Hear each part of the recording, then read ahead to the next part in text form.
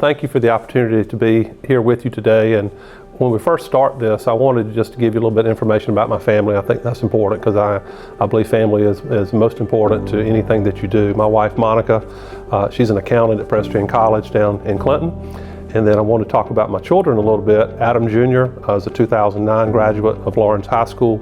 He went on to North Greenville University, played baseball, ended up playing professionally for a few years. During that time, he also got his MBA from North Greenville University.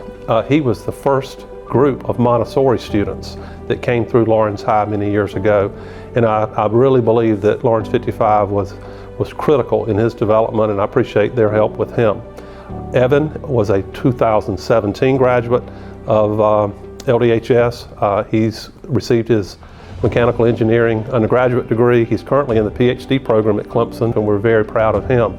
Again, he was in Lawrence 55 in the Montessori program, and they really gave him the great background for his success academically. Our youngest child, Anna, is a freshman at Clemson this year. She graduated in 2022, and she's doing extremely well, and her goal is to go on to occupational therapy school in the future. So we're very proud of Lawrence District 55 schools, and I do believe they gave the basis for our kids' success. I also want to talk about the fact that I am a 1983 graduate of Lawrence High School, and I know that's even a lot more further back than your age, but we will have our 40th high school reunion this summer. So it's pretty amazing that 40 years have passed since I stepped away from Lawrence High School. So I began my Lawrence education at Lawrence Primary School, which is Lawrence Elementary now, and that was first and second grade. Third and fourth was Z.B. Morse back in the day, and fifth and sixth was Sanders.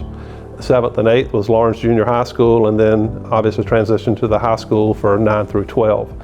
And as I mentioned before, I graduated in 1983, so it's almost 40 years ago. One thing I want to mention that I believe that really holds true now is work ethic. And I worked throughout high school, and really even back to middle school. I actually had a grass cutting business in my neighborhood and neighborhoods around mine, so I actually was able to make a good bit of money in the summertime, and I was really set on buying my first vehicle, as most young people do when they turn 15 or 16. So I worked very hard in middle school, and then I actually had several jobs in high school. I worked at Siebert's Market, which used to be on Main Street. Did that for a couple of years. I also worked at Belk Department Store, where we're sitting in used to be Belk's back in the day. And then I also worked at the glass plant before it closed down. And so I worked very hard during those times. I also did participate in some school activity clubs, things like that. But I think what really helped set me for success was juggling the academic side, knowing that I wanted to go on to college, but also having a strong work ethic that I could do both. I started Lander in the fall of 1983 as a first-time freshman. I chose Lander because of its size. I really felt like I would be more successful in a small college environment. I also knew that I wanted to go through the ROTC program, and that gave me an opportunity to do both, small college and ROTC. So once I got to Lander, I did join ROTC. I did not have to sign a contract until my second year, but actually they scholarshiped me at that point, and I was under ROTC scholarship, which paid my tuition, which paid my books, and I also received a monthly stipend. So that really helped with college expenses. And that's one thing I want to mention today, is that there are so many scholarship opportunities, whether it's ROTC or other things. College can be affordable if you work hard to find those scholarship opportunities. So I did work through ROTC all 4 years at Lander. That really, again, helped me with time management, because I always took a full load every semester. And I also wanted to mention that I also worked between 20 and 25 hours each and every week of every semester I was there. So I stayed very busy, but I needed to work also to help pay for college.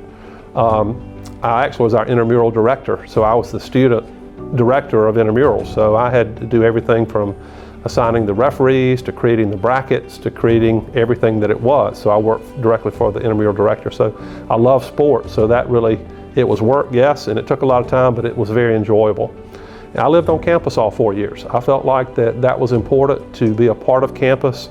I feel like sometimes that people move off too quick and don't really get that full experience of learning how to live with people, how to deal with people and handle situations. So I really liked it, and I think that helped me through that. But I majored in business administration with the emphasis in marketing, and that really spoke to me. And I think that's another reason the background at Landers helped me be successful as I move forward. Another thing that piqued my interest during college days was I was interested in politics at that point. And I actually went to DC for 2 summers. And that really changed my life. First summer I worked for Senator Strom Thurmond, who a lot of people either knew or have read about. He lived to be about 100 years old. He served South Carolina for decades. And the next summer I worked for Congressman John Spratt. He was the congressman that serviced this area in the early 80s. So those experiences in DC piqued an interest in politics for me, and I learned about how federal government worked. I already knew a little bit about how state government worked, but that really just piqued my interest. So I actually received college credit for those courses too, because those were internships, and I was able to get college credit to help me towards graduation. But it was a life experience that I was after, and there again I lived up there for the summers, and it was great, and I had a good experience. So that background, you fast forward 15 years from that point, was when I ran for office the first time. So yeah, it was a delay, but it was the fact I had to pick the right time that was good for me to consider that. So when I graduated in 1987, I did graduate in 4 years, I went immediately to Signal Officer Basic Course at Fort Gordon, Georgia for my active duty service. That was a requirement to pass that to move forward. So once I finished that, I was assigned to the Abbeville National Guard unit, and that's where I served my time. At that point also, it was time to go to work full time. So that was my first full-time job. I went to work with State Farm, and I spent right at 20 years with State Farm, and part of what I used to do was claims. I also used to work with attorneys and prepping cases for trial. And then the second part of that is I worked in the public affairs and marketing department of State Farm. So I was an operations employee. I was not an agent in an office. But I handled the entire upstate of South Carolina, so I did a lot of traveling and got to meet a lot of people during those times. So that was the first real job I had, but I was there almost 20 years. And during that time, in 1998, I made a decision to run for the House of Representatives. So that was in March of 1998, I made that decision. And so the great part about that is I actually was elected in November of '98, and I was elected 4 additional times. So I served a total of 5 terms, which are 2-year terms, and really got to understand how state government worked at that point. I felt like my job of that was taking care of my constituents in Lawrence and Greenville counties. Part of that was taking care of our school district. And we had some real critical votes during those 10 years about public education, and I was always working to do what's best for the school district and school districts across the state, because public education is the key to our greatness in this state, and we must have K-12 dollars appropriated to take care of needs for the school district.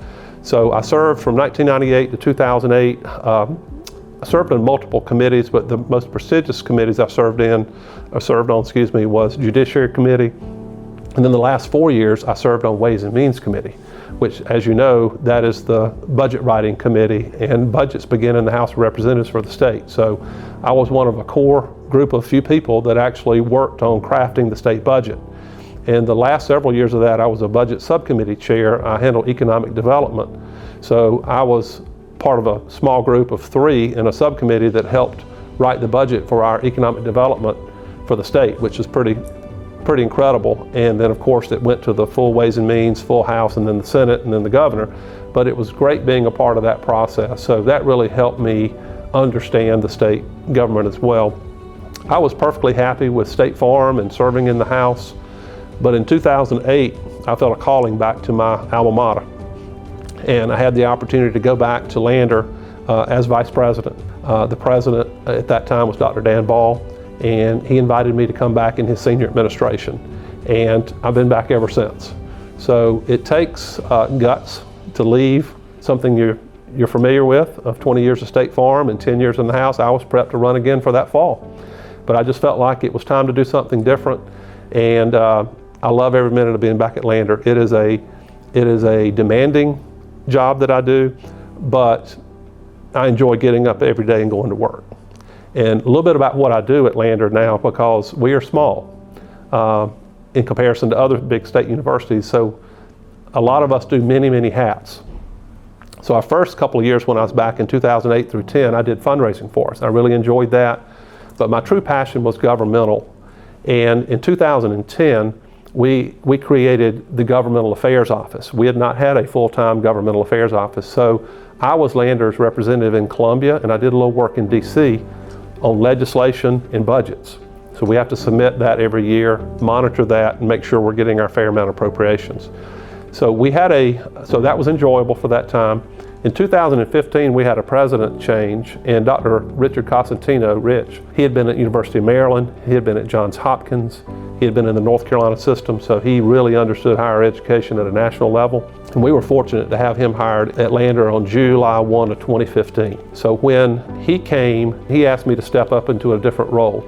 So I became Chief of Staff for the university. I'm VP for Strategic Initiatives. And also another important role is I am liaison to our Board of Trustees, which is Secretary of the Board of Trustees.